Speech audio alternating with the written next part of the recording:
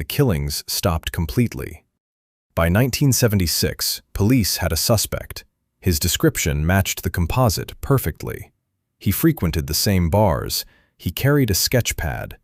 In an interview, he said things that made detectives' blood run cold. Specific details about the crime scenes that had never been made public. Knowledge only the killer would have.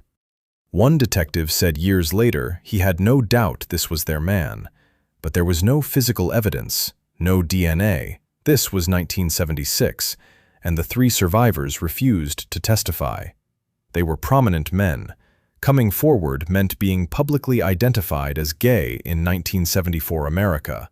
It meant losing their careers, their families, everything. So they stayed silent, and the district attorney declined to prosecute. The Doodler walked out of that interview a free man.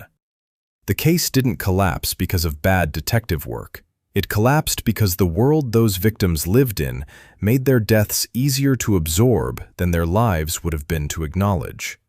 In 2021, the SFPD reopened the case. They released updated composite sketches. They appealed publicly for information. And they did something that would have been unthinkable in 1974. They reached out directly to the surviving witnesses, now elderly, now living in a world where being gay no longer costs you everything, and asked them again to come forward. The suspect, if alive, is in his 70s. The case is still open. No charges have ever been filed.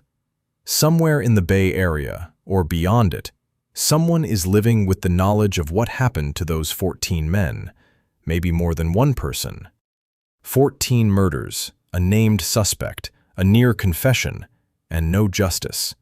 Not because detectives failed, but because the world failed the victims first. I want to ask you something. Do you think the surviving witnesses should come forward now, 50 years later? Does it still matter? Tell me in the comments. If you want more cases like this, the ones that reveal something real about the world the victims lived in, subscribe. New video every week.